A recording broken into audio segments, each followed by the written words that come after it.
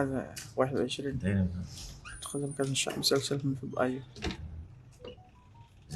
أيوه. السلام عليكم ورحمة الله وبركاته. إن الحمد لله تعالى نحمده ونستعين به ونستغفره ونعوذ بالله تعالى من شرور أنفسنا ومن سيئات أعمالنا. من يهده الله فلا مضل له ومن يضلل فلا هادي له، وأشهد أن لا إله إلا الله وحده لا شريك له، وأشهد أن محمدا عبده ورسوله صلى اللهم وسلم وبارك عليه. أما بعد، أيها الإخوة والأخوات، توقفنا في اللقاء السابق عند قول المصنف رحمه الله تعالى: باب إزالة النجاسة وبيانها. قال عن أنس بن مالك رضي الله عنه قال: سئل رسول الله صلى الله عليه وسلم عن الخمر تتخذ خلا؟ قال: لا. أخرجه مسلم. بسم الله الرحمن الرحيم. السلام عليكم ورحمة الله وبركاته. الحمد لله والصلاة والسلام على رسول الله وعلى آله وصحبه وموالاه. أشهد أن لا إله إلا الله وحده لا شريك له، وأشهد أن محمدا عبده ورسوله. أما بعد. فضيلة الشيخ Dr. Abdul Hasan Ali Jadullahil Misri hafizahullah membuka kajian kita pagi ini dengan memuji Allah Subhanahu wa taala. Selanjutnya salawat dan salam semoga senantiasa diberikan kepada Nabi kita yang mulia, Nabi besar Muhammad sallallahu alaihi wasallam. Adapun setelahnya beliau mengatakan, penulis Al-Hafiz rahimahullahu taala berkata, bab izalatin najasati wa bayaniha, bab menghilangkan najis dan penjelasannya. Dari Anas bin Malik radhiyallahu anhu, dia berkata, Rasulullah sallallahu alaihi wasallam ditanya tentang khamar yang dijadikan sebagai cuka. Rasulullah SAW ditanya tentang khamar yang dijadikan sebagai cuka. Maka beliau sallallahu alaihi wasallam mengatakan tidak. Hadis ini dikeluarkan oleh Al-Imam Muslim. أيها الإخوة، كتب الفقه دائما تسير على هذا الترتيب. تبدأ بكتاب الطهارة، لأن الطهارة أصل الركن الأول من أركان الإسلام بعد التوحيد، وهو الصلاة. وكتاب الطهارة دائما يبدأ بأبواب المياه، ثم بعد ذلك أبواب الأواني، لأن الماء لابد أن يوضع في آنية، فيثنون بعد ذلك بباب الأواني. بعد ذلك باب ما يحل وما يحرم استعماله من الأواني. بعد ذلك أبواب النجاسات. هذا هو الترتيب الطبيعي والمنطقي في مسائل أو في كتب الفقه في كتاب الطهارة. فلا بد للإنسان أن يعرف ما هو الشيء النجس وما هو الطاهر حتى يتجنب ذلك. والنجاسة منها نجاسة عينية أي ذاتية، لا بد من إزالة هذه النجاسة العينية. ومنها ما هو نجس أو متنجس أو نجس طارئ، أي طرأ على هذا الطاهر، طرأ عليه شيء نجس، فكيف نطهره؟ هذا ما سوف يأتي في هذه الأبواب، أبواب النجاسات. عندنا النجاسة نوعين: نجاسة ذاتية مثل العذرة مثل البول، هذه نجاسة ذاتية. وفي نجاسة طارئة. نجاسة طارئة يعني عندي ماء طاهر أو سب طاهر فأتت عليه نجاسة. كيف نطهر هذا وكيف نطهر ذاك؟ وما هي الأشياء النجسة التي يكثر استعمالها بين الناس؟ Baik, Bapak Ibu hadirin hadirat yang semoga senantiasa dirahmati oleh Allah Azza wa Jalla. Syekh mengatakan bahwa di dalam kitab fikih selalu dibuka dengan kitab At-Taharah. Ya, ketika kita membuka kitab-kitab fikih, maka kitab yang pertama yang dijelaskan di dalam kitab fikih tersebut adalah kitab At-Taharah, bersuci. Kenapa? Karena perkara bersuci ini adalah perkara yang sangat agung dan besar, ya, di dalam agama kita. Setelah syahadat, ya, dan syahadat termasuk di antara bentuk bersuci, menyucikan jiwa. Kemudian datang setelah syahadat rukun yang kedua, yaitu rukun di antara rukun-rukun Islam adalah perkara salat, dan kita tahu bahwasanya kunci salat adalah apa? Adalah bersuci. Tidak diterima salat seseorang yang tidak bersuci. Kemudian selalunya dan senantiasanya di dalam kitab At-Taharah, kitab bersuci ini selalu dibuka dengan bab, tentunya di dalam kitab bersuci At-Taharah ada bab-babnya, ya. Dan selalu di bab yang pertama pembahasannya adalah bab tentang air. Bab tentang apa? Air, pembagian air, ya. Kemudian setelah bab air datang lagi bab berikutnya, yaitu bab al-awani, bejana. Karena air pasti diletakkan di dalam sebuah apa? Bejana. Maka bejana mana yang boleh digunakan dan bejana mana yang tidak boleh digunakan, ya. Kemudian setelah bejana, ya, datang lagi bab berikutnya, ya, bab tentang najis, ya, bab tentang najis. Bagaimana menggunakan, bagaimana menyucikan tempat tersebut dari najis, kotoran, ya, dan seterusnya. Nah, seperti inilah biasanya susunan bab di dalam kitab-kitab fikih, ya. Kitab fikih manapun ketika kita buka, kita akan temukan susunannya seperti itu, ya. Kita akan temukan susunannya seperti itu. Nah, sekarang Syekh, yaitu Al-Hafidh Al-Imam Al-Hafidh membahas tentang bagaimana menyucikan najis, ya, bagaimana menyucikan najis. Syekh menjelaskan kepada kita bahwasanya najis itu ada dua, Bapak Ibu sekalian. Ada najis al-ain atau az-zati, najis zatnya, objeknya itu najis. Seperti apa? Kotoran kita, kencing kita, ini najis zat. Ada yang kedua, najis tari'. Najis tari' itu najis yang menempel pada sesuatu yang suci. Najis yang menempel pada sesuatu yang suci. Seperti misalkan air yang bersih, suci, menyucikan, tiba-tiba jatuh apa? Najis. Tiba-tiba jatuh najis. Atau pakaian kita yang bersih tiba-tiba terkena apa? Najis. Ini namanya najis yang tari', najis yang menempel secara tiba-tiba. Nah, ini yang akan dijelaskan oleh Syekh kepada kita semua berdasarkan hadis-hadis yang dibawakan oleh Al-Hafidh di dalam kitabnya Bulughul Maram. طبعا ابتدأ الحافظ رحمه الله تعالى هذا الباب ببيان حكم الخمر وأنه نجس، والحقيقة أن هذا هو قول الجمهور أن الخمر نجسة. طبعا هذا القول يترتب عليه أشياء كثيرة. البرفوم الذي نضعه هذا فيه كحول، إذن هذا البرفوم عند قول من يقول بنجاسة الخمر أنه نجس أيضا، فيدخل فيه فروع كثيرة من فروع الحياة التي نعيشها.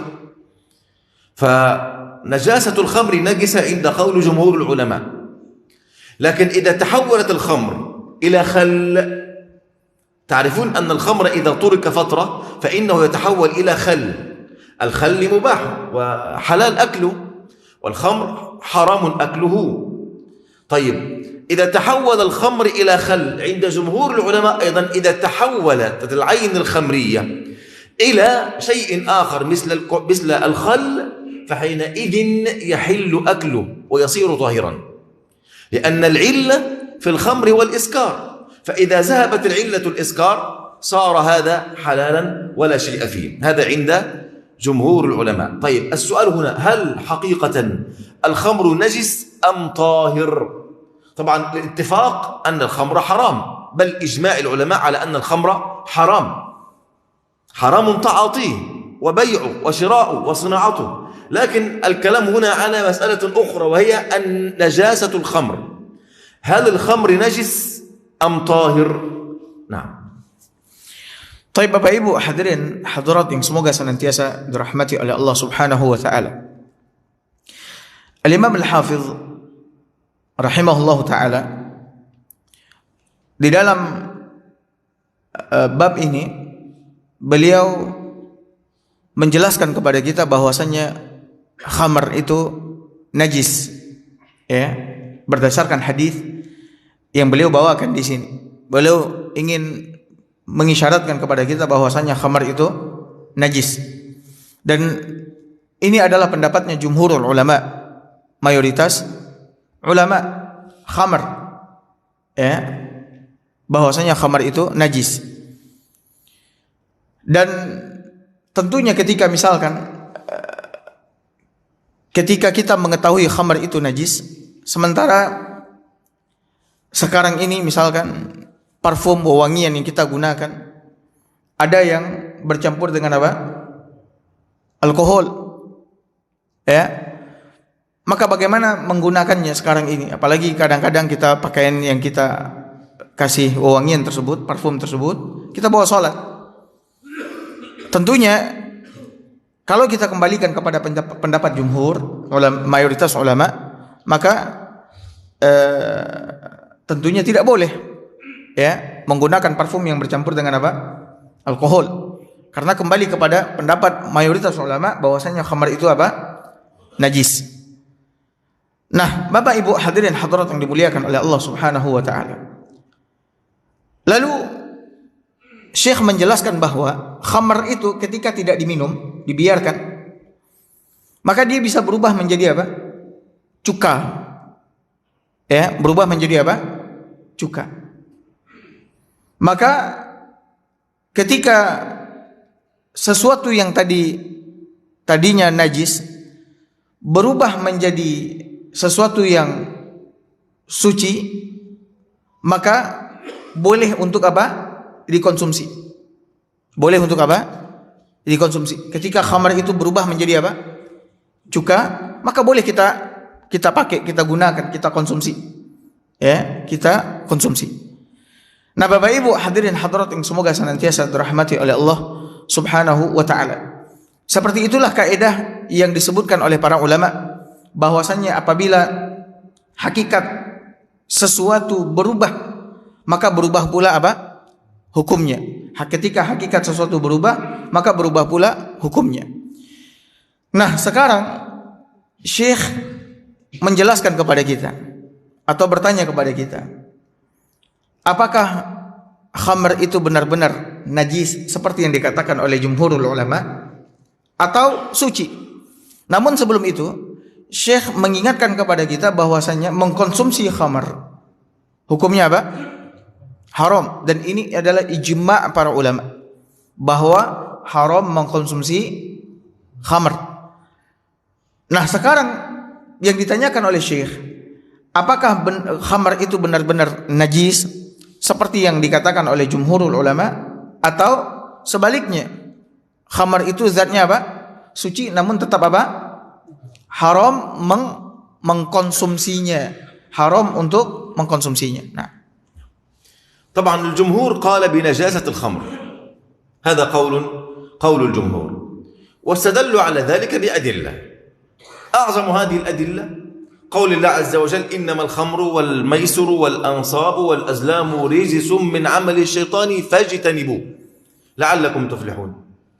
قال الله: إنما الخمر والميسر والأنصاب والأزلام رجس من عمل الشيطان. رجس قالوا إذا نجس، قالوا الرجس هنا بمعنى النجس.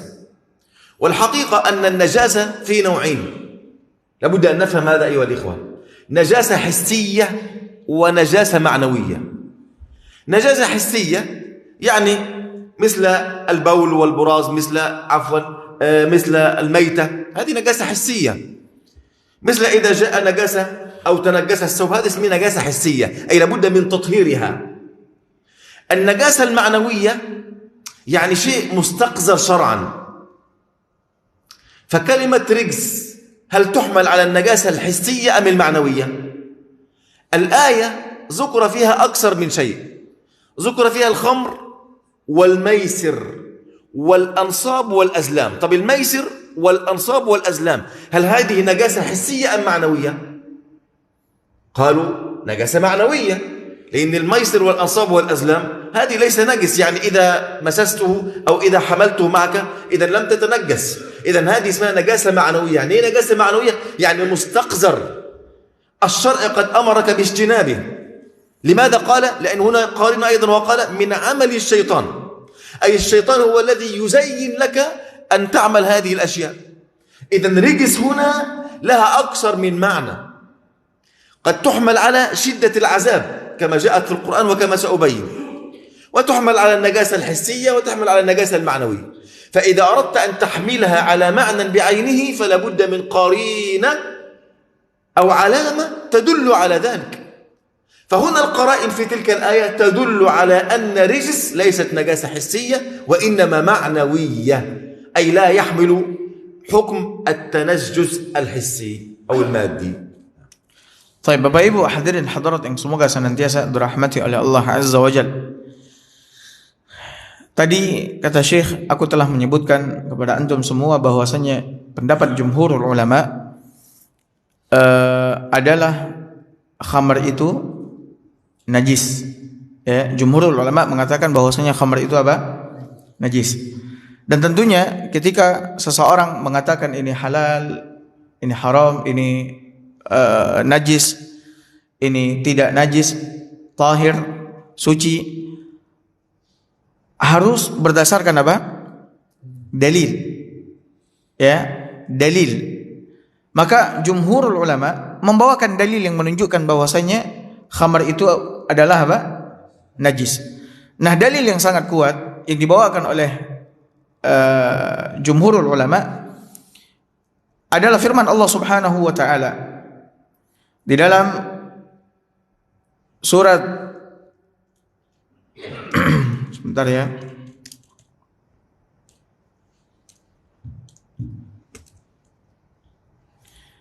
Dalam surat Al-Maidah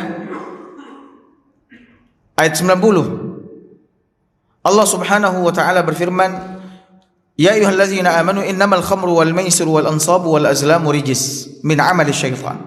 Wahai orang-orang yang beriman, sesungguhnya minuman keras, khamar, judi, ya, berkurban untuk berhala, menyembelih untuk berhala, mengundi nasib dengan anak panah adalah rijis. Adalah rijis.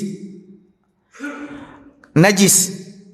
Dan termasuk perbuatan syaitan, fajtanibuhu la'allakum tuflihun. Maka jauhilah oleh kalian, semoga kalian beruntung. Ini dalil yang dibawakan oleh jumhur, yang dengannya mereka menyatakan bahwasanya khamar itu apa? Najis. Nah, Bapak Ibu hadirin hadirat yang dimuliakan oleh Allah Subhanahu wa taala. Allah mengatakan sesungguhnya khamar, judi, menyembelih untuk berhala, mengundi nasib dengan anak panah adalah rijis. Kata rijis ini memiliki beberapa makna.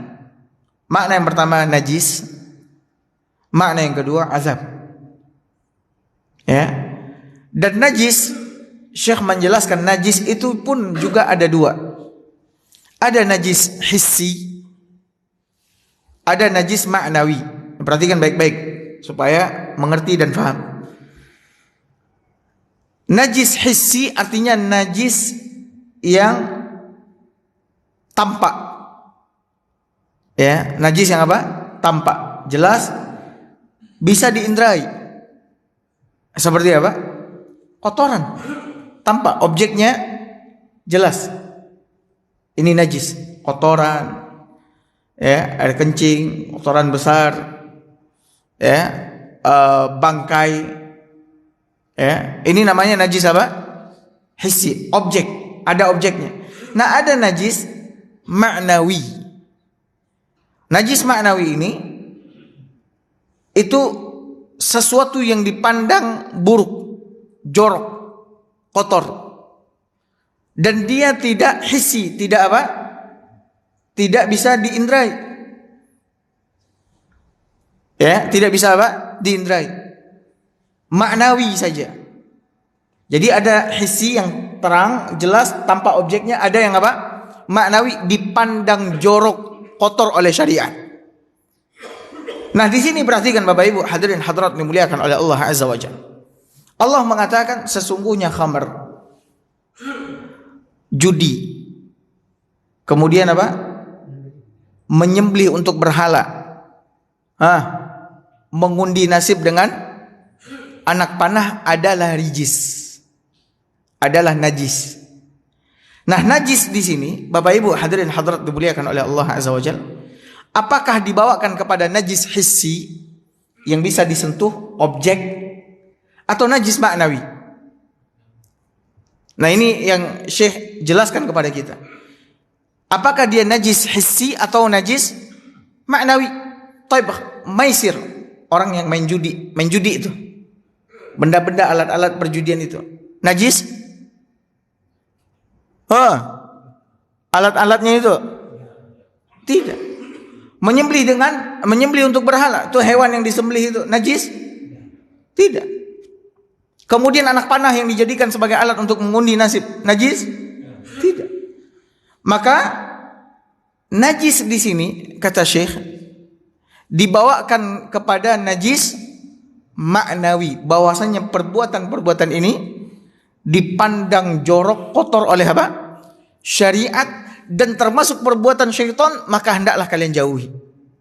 Maka hendaklah kalian apa? Jauhi.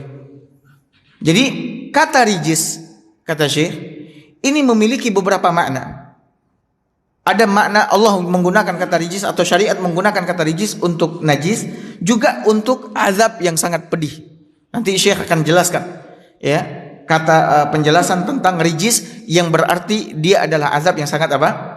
Pedih. Nah, di dalam ayat ini adalah sanggahan dari Syekh terhadap pendapat jumhur yang menjadikan ayat ini sebagai dalil akan keharaman apa? Kenajisan khamr. Ternyata rijis di sini dibawakan kepada makna najis maknawi, bukan najis hissi yang objek. كلمة الرجس أيضا جاءت في كتاب الله على معنى غير المعنى الحسي، مثل قوله تعالى إنما يريد الله أن يذهب عنكم الرجس أهل البيت. هل الرجس هو النجاسة؟ قطعا لا. أيضا قول الله عز وجل ويجعل الله الرجس على الذين لا يعقلون، وقوله تعالى وكذلك يجعل الله الرجس على الذين لا يؤمنون، وقوله تعالى قد وقع عليكم من ربكم رجس وغضب. هل وقع عليهم من ربهم رجس يعني نجاسة؟ قطعا لا. كل هذه استخدامات لكلمة رجس ليس بمعنى النجاسة، وإن بمعنى الغضب، بمعنى العذاب، بمعنى المقت، بمعنى أسباب العذاب، بمعنى شدة العذاب في النار إلى غير ذلك. وقول تعالى وأما الذين في قلوبهم مرض فزادتهم رجسا إلى رجسهم. كل هذه دلت على أن رجس ليس معناها النجاسة كما يستند من يقول بنجاسة الخمر على تلك الآية، حتى أن الإمام النووي وهو معروف من أئمة الشافعية وهو الذي شرح كتاب صحيح مسلم والحديث هذا أخرجه مسلم لم يستند إلى تلك الآية على تحريم الخمر، لعلمه أن الآية ليست دليل في محل النزاع. طيب Bapak Ibu hadirin hadirat yang semoga senantiasa dirahmati oleh Allah Azza wa Jalla, Syekh menjelaskan kepada kita bahwa kata rijis seperti yang tadi telah dijelaskan memiliki beberapa makna. Ada makna najis, ada makna apa? Azab. Ya, azab, kemurkaan, kemarahan. Ya. Jadi kalau kita menemukan kata rijis di dalam Al-Qur'an, maka hendaklah kita melihat ya, makna yang cocok dan pas untuk kata tersebut. Nah, di dalam banyak sekali ayat Allah Subhanahu wa taala menyebutkan kata rijis, namun maknanya bukanlah najis hissi, tapi najis maknawi. Najis yang maknawi, secara makna. Ya, dipandang jorok oleh Allah Subhanahu wa taala, dipandang kotor, buruk oleh syariat. Di antaranya firman Allah Subhanahu wa taala di dalam Al-Qur'an, "Innama yuridullahu ay yuzhiba 'ankum ar-rijs ahlal bait." Kata Allah Azza wa Jalla, sesungguhnya Allah hanya menginginkan mengangkat rijis dari kalian wahai ahlul bait. Apakah Allah mengangkat najis dari ahlul bait, yaitu keluarga Nabi SAW? Tidak. Makna rijis di sini adalah najis ma'nawi, yaitu kemurkaan, kemarahannya dari kalian wahai ahlul bait. Juga di antaranya firman Allah Subhanahu wa taala, "Wa yaj'alur rijsa 'alal ladzina la ya'qilun." Allah menjadikan rijis atas orang-orang yang tidak berakal. Maksudnya Allah menjadikan najis terhadap orang-orang yang tidak berakal. Maksudnya bukanlah najis hissi, tapi najis apa? Ma'nawi, yaitu kemurkaan, kemarahan. Kemudian dalam ayat yang lain, kadzalika yaj'alullahu rijsa 'alal ladzina la yu'minun. Begitulah Allah menjadikan rijis atas orang-orang yang tidak beriman. Ya. Apakah makna rijis di sini najis ma'nawi? Tidak, tapi najis hissi tidak, tapi najis ma'nawi. Begitu juga banyak sekali ayat-ayat di sini. Wa ammal ladzina fi qulubihim marad. Adapun orang-orang yang di hatinya terdapat penyakit, fazadatuhum rijsan ila rijsihim. Allah tambahkan rijis di atas rijis mereka. Maksudnya kemurkaannya di atas kemurkaan yang telah Dia berikan kepada mereka. Jadi Bapak Ibu hadirin hadirat dimuliakan oleh Allah Azza wa Jalla, penetapan khamr sebagai najis hissi, ya, sebagaimana yang disebutkan oleh mayoritas ulama, ini tidak tepat. Ini tidak tepat. Karena kata rijis ternyata memiliki beberapa makna. Kata rijis memiliki beberapa makna. Ada yang rijis itu hissi, yaitu najis yang objektif, ada yang maknawi. Nah, di sini pendapat yang paling kuat tepatnya, ya, rijis di sini adalah rijis yang bersifat maknawi. Najis yang bersifat apa? Maknawi. Bahkan Al-Imam Nawawi rahimahullahu taala, Al-Imam Nawawi rahimahullahu taala, yang ulama besar, imam besar di dalam mazhab Imam Syafi'i, beliau, ya, ketika mensyarah Sahih Muslim, dan hadis ini diriwayatkan oleh Imam Muslim, beliau tidak melihat, ya, tidak menjadikan ayat ini sebagai dalil akan kenajisan khamr. Saya ulangi, Al-Imam Nawawi rahimahullah ta'ala, bahwasannya beliau termasuk orang yang memandang najis khamr, beliau termasuk orang yang memandang najisnya khamr, namun beliau tidak menjadikan ayat yang tadi kita bacakan, surat Al-Maidah ayat berapa tadi? Menjadi dalil akan kenajisan apa? Khamr. Ya, karena memang kata rijis yang disebutkan di dalam ayat tersebut bukanlah rijis yang berarti najis hissi, yang objek yang zatnya najis. Nah, الدليل الثاني أيها الإخوة الذي استند به الجمهور على نجاسة الخمر حديث رواه أبو داود الطيالسي عن حماد بن زيد عن أيوب السختياني عن أبي قلابة عن أبي ثعلبة الخشني قال قلت يا رسول الله إن بأرض أهل كتاب يأكلون لحم الخنزير ويشربون الخمر فكيف بآنيتهم وقدورهم؟ قال دعوها ما وجدتم بها بد، اتركوها طالما أنكم غير مضطرين، فإذا لم تجدوا منها بدا فارحضوها بالماء ثم اغسلوها وكلوا فيها واشربوا منها. وهذا حديث أيها الإخوة أصله في الصحيحين، والبخاري ومسلم لم يزيدوا لفظة أو لم يرموا لفظة يأكلون الخمر يأكلون لحم الخنزير ويشربون الخمر. فالعلماء هنا ضعفوا زيادة يأكلون لحم الخنزير ويشربون الخمر، هذا أولا. ثانيا الحديث هذا فيه ضعف، من هذا الطريق الذي فيه الزيادة فيه ضعف، أن أبو قلابة لم يسمع من أبي ثعلبة الخشني، إذن الحديث منقطع. إذن الحديث الذي فيه اللفظ التي استند عليها الجمهور أولا ضعيف، ثانيا أصل الحديث موجود في الصحيحين صحيح متفق عليه، لكن ليس فيه زيادة يأكلون لحم الخنزير ويشربون الخمر. Kemudian dalil yang kedua yang dijadikan sandaran oleh mayoritas ulama akan kenajisan khamar adalah hadis yang diriwayatkan oleh Imam Abu Dawud At-Tayalisi. Dia berkata, telah menyampaikan hadis kepada kami Hammad bin Zaid dari Ayub dari Abu Kilabah, bahwasanya Abu Tha'labah Al-Khushani radhiyallahu anhu berkata, wahai Rasulullah, sesungguhnya kami berada di negerinya Ahlul Kitab. Ahlul Kitab siapa?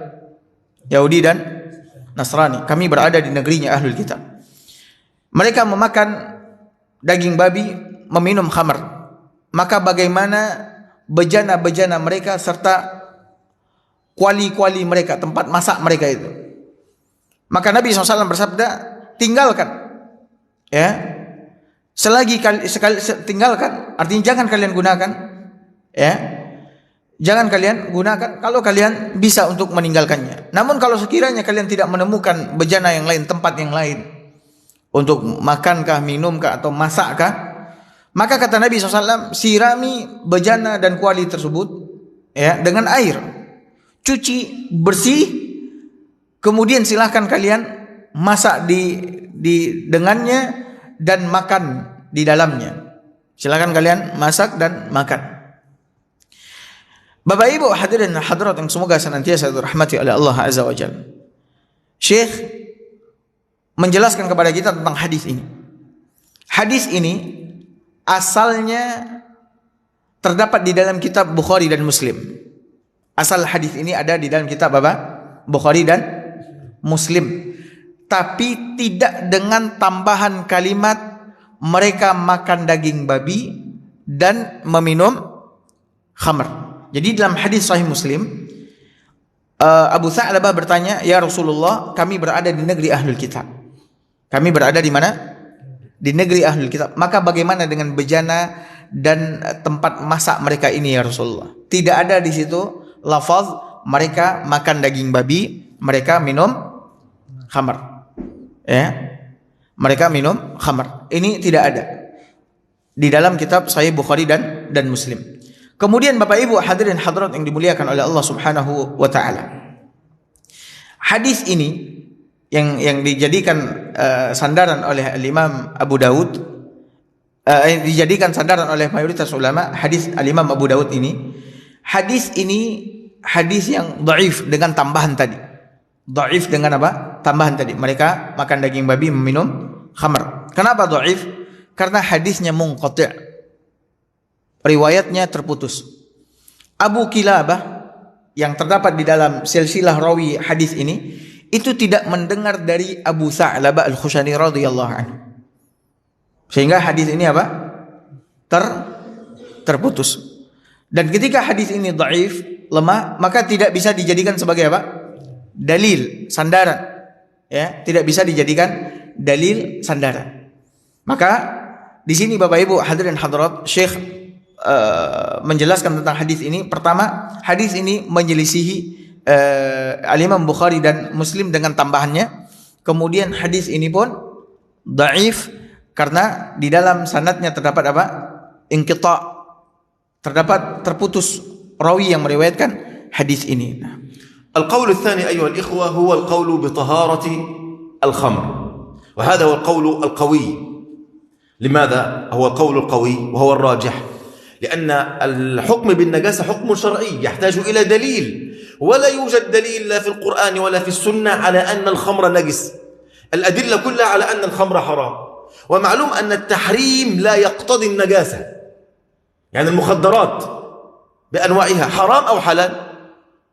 حلال، لكن عفوا حرام لكن ليست بنجسة. المخدرات بأنواعها، السموم بأنواعها حرام لكنها ليست بنجسة، إلى غير ذلك من هذه الأشياء. فالتحريم لا يقتضي النجاسة، تحريم الأشياء لا يقتضي نجاستها. بل وجاءت امرأة أو جاء رجل أهدى راوية خمر إلى النبي، راوية خمر الشيء الذي يشرب فيه الخمر، فأخذها النبي وألقى منها الخمر خلاص، وانتفع بها النبي، لم يغسلها النبي عليه الصلاة والسلام. فدل هذا كله على، وكان الخمر منتشر جدا أيها الإخوة في بيوت العرب والصحابة رضي الله عنهم قبل تحريم الخمر، كان منتشر جدا. فهذا أمر يعني عمت به البلوى، فلما لم يرد نص على نجاسته دل على أنه ليس بنجس، والأصل أنه طاهر. طب نرجع إلى الحديث الذي كان معنا، وهو إيش؟ يا رسول الله الخمر تتخذ خلا؟ قال لا. لماذا هنا قال لا؟ لأنك مأمور بإراقة الخمر، مأمور لو عندك خمر لابد أن تريقه، لابد أن تتخلص منه. أما تترك الخمر إلى أن يعني يمر عليه وقت فيتحول إلى خل وتنتفع بالخل، من أدراك في هذه المدة أن الشيطان لا يتلاعب بك فتتخذ هذا الخمر مسكرا وتشربه. فالشريعة أغلقت عليك هذا الباب فقالت لابد أن تتخلص منه. طيب إذا كان عندي خمر ونسيته أصلا وتحول إلى خل، خلاص أنتفع به، ما في مشكلة، لأن هذا خل ليس خمر الآن. فالحديث النبي نهى أن يتخذ الخمر خلا، أي الإنسان هو الذي يفعله. أما إذا فعل وحده بدون يعني تدخل مني فحينئذ حلال استعمال الخل. وأما حكم الخمر حرام نجس أو لا، فكما قلنا الأدلة كلها تدل على أنه ليس بنجس، بل الأصل في الأشياء الإباحة والطهارة، وهذا يدل على طهارته والله أعلم. أما هذا لا يقتضي طالما أنه طاهر فهو حلال، لا، بل هو حرام بإجماع المسلمين والله تعالى أعلم. Nah, kemudian Bapak Ibu hadirin hadirat yang dimuliakan oleh Allah, pendapat yang kedua mengenai khamar ini apakah najis atau tidak. Sebagian ulama, ya kalau mayoritas ulama tadi memandang khamar itu apa? Najis. Kalau haram udah jelas, ijma' para ulama, haram mengkonsumsinya.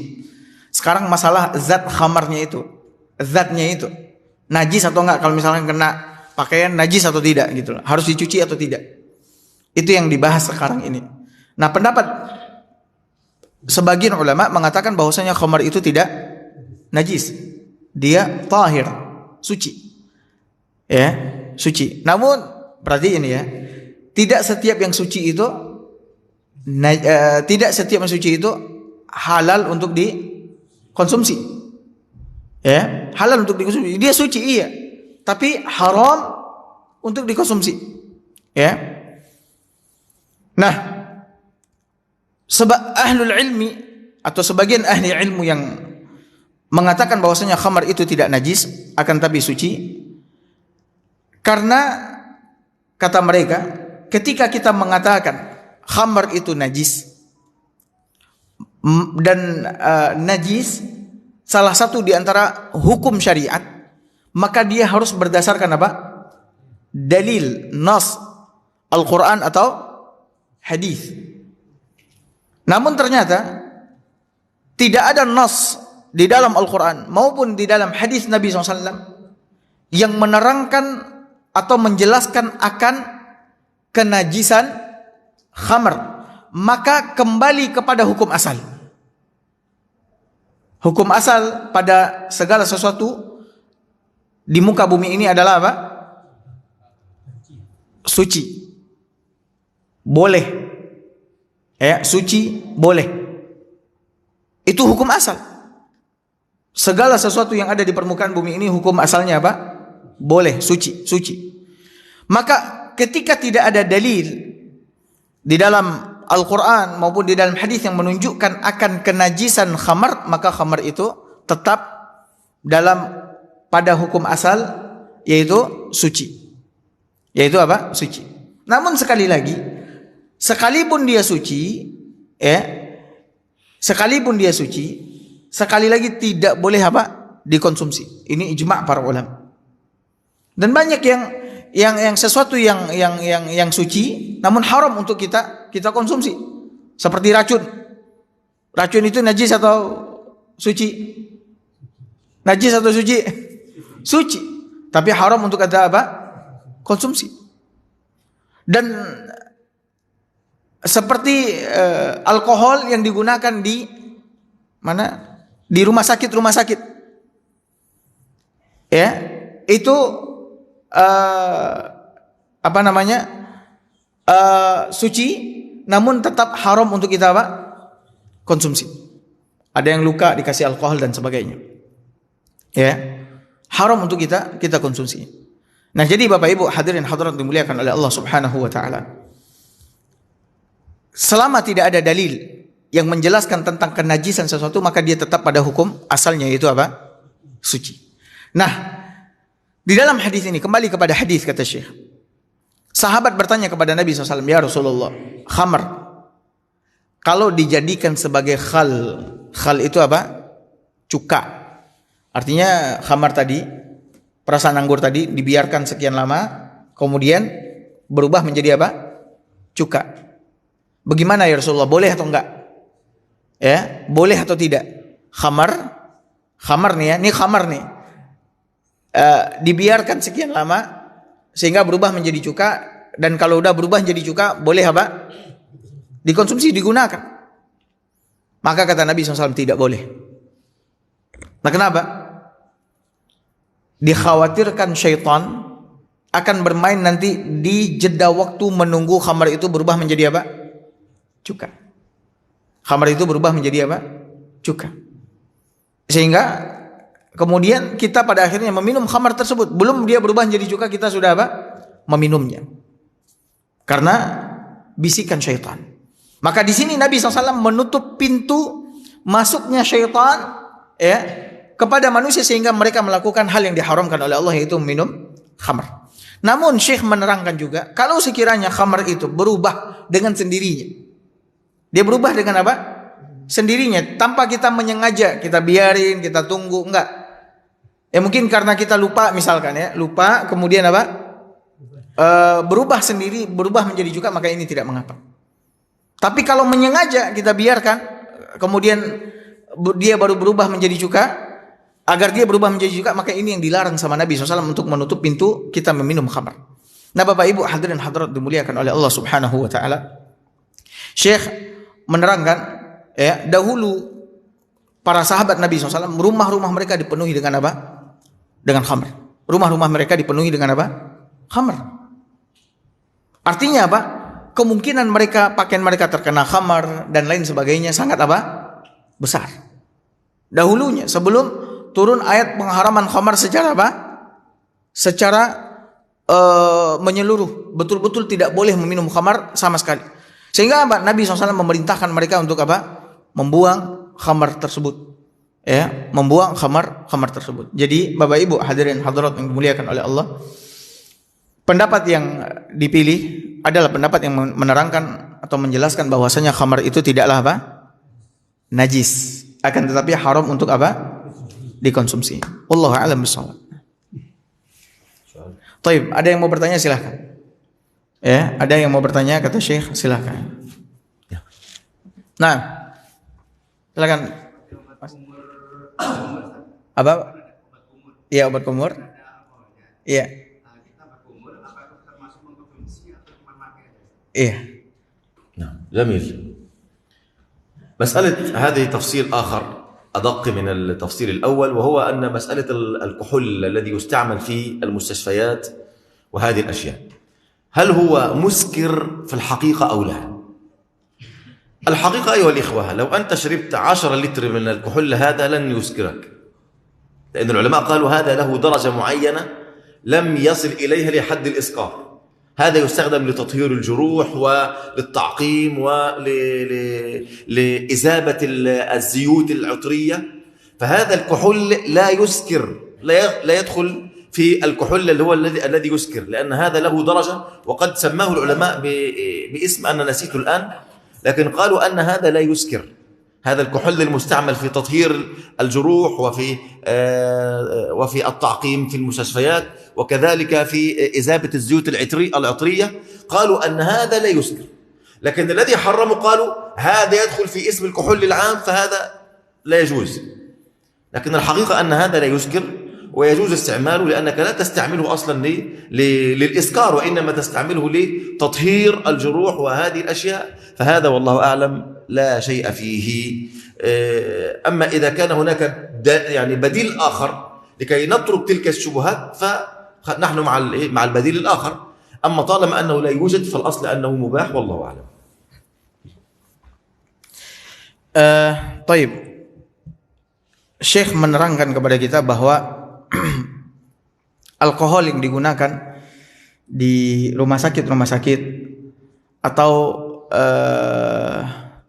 pada sebahagian produk barang-barang ya, seperti tadi untuk menghilangkan bakteri kuman di mulut dan sebagainya, alkohol yang digunakan untuk membersihkan luka misalkan ya, yang digunakan di rumah sakit dan sebagainya.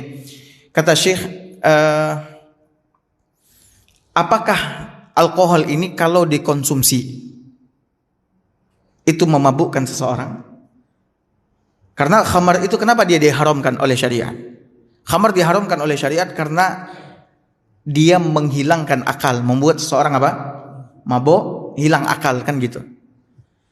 Namun kalau sekiranya illahnya hilang, sebab diharamkannya khamar ini hilang, seperti hadis kita ini, khamar berubah menjadi apa? Cuka. Ketika kita mengkonsumsi cuka, hilang akal kita? Tidak, makanya boleh. Ya, kalau sekiranya ada khamar berubah menjadi cuka, itu boleh kita apa? Konsumsi. Ya. Nah, sekarang alkohol yang ada di rumah sakit atau di produk-produk barang-barang tadi untuk menghilangkan kuman dan sebagainya, bakteri dan sebagainya itu, atau di sabun misalkan, di sabun juga ada. Nah, apakah itu kalau dikonsumsi itu membuat akal seseorang hilang, dia mabuk? Maka kata Syekh, berdasarkan penelitian para ulama, itu kalaupun dia minum alkohol itu 10 liter tidak akan mabuk. Yang ada apa? Innalillahi wa inna ilaihi, ya alkohol kan. Tapi kalau mabuknya dia nggak mabuk. Ya, kenapa? Karena khamar itu yang membuat seseorang hilang akal, mabuk, itu memiliki derajat. Jadi pada alkohol itu ada beberapa derajat yang kalau misalkan sampai pada derajat tertentu, ketika dikonsumsi oleh seseorang hilang akalnya, mabuk dia. Tapi pada alkohol yang ada di rumah sakit, alkohol yang ada pada barang-barang tadi seperti untuk berkumur-kumur dan lain sebagainya, pensetril, kuman, bakteri dan sebagainya, ini tidak sampai pada derajat memabukkan ketika apa? Dikonsumsi. Begitu juga yang ada pada parfum. Alkohol yang dicampur pada apa? Parfum. Tentunya kalau sekiranya kita kembalikan kepada ulama yang berpandangan bahwasanya khamar itu najis, mereka akan mengatakan apa? Tidak boleh, karena najis. Mau dikit derajatnya, mau banyak derajatnya, tetap apa? Najis. Nah, sementara tadi kita telah menyampaikan bahwasanya pendapat yang paling kuat berkaitan dengan apakah khamar itu najis atau suci. Pendapat yang paling kuat adalah pendapat yang mengatakan khamar itu suci, namun tetap haram untuk apa? Mengkonsumsinya. Nah, berkaitan dengan tadi, wallahu alam, itu kandungan alkohol yang ada pada alat-alat tadi yang ada di rumah sakit atau pada produk-produk tadi untuk pembersih kuman, bakteri dan sebagainya, itu tidak sampai kepada apa? Derajat memabukkan seseorang kalau sekiranya dikonsumsi. Maka wallahu alam boleh digunakan seperti ya alat untuk apa? Cairan kumur-kumur yang ada alkoholnya untuk membersihkan mulut dan sebagainya. Wallahu alam bishawab. Nah, ada lagi? Tangan Pak. Salam.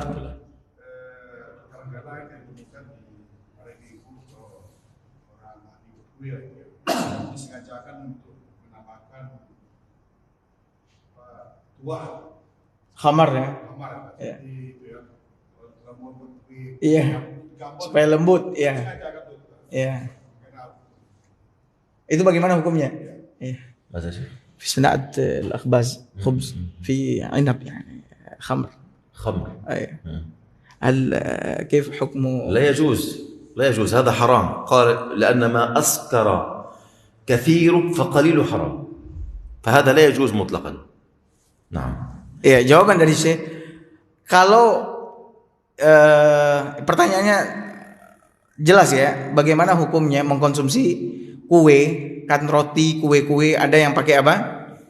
Khamar di situ untuk membuat rasanya lebih lezat, lebih lembut dan sebagainya. Bagaimana hukumnya? Hukumnya haram kata Syekh. Karena khamar. Karena apa? Khamar. Dan dia belum berubah menjadi apa?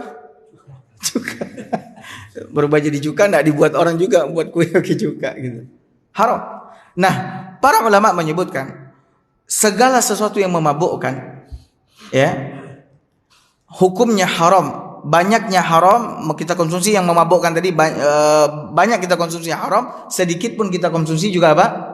Haram. Dia haram asalnya. Maka mau banyak mau sedikit tetap apa? Haram. Jangan akan sakit T-nya. Enggak dulu artinya keduanya. Anda enggak boleh, tetap apa? Haram. Sama seperti rokok misalkan. Kan sabatangnya gitu. Tetap apa? Haram. Wallahu a'lam bishawab. Nah, ada lagi? Ibu-ibu ada? Sudah Syekh. Enggak ada. Baik, cukup sampai di sini. Barakallahu fiikum. Sallallahu ala nabiyina Muhammad wa ala alihi washabbihi wasallam. Assalamualaikum warahmatullahi wabarakatuh.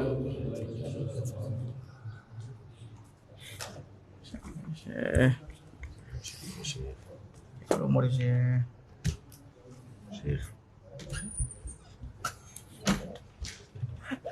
Fadil. Fadil.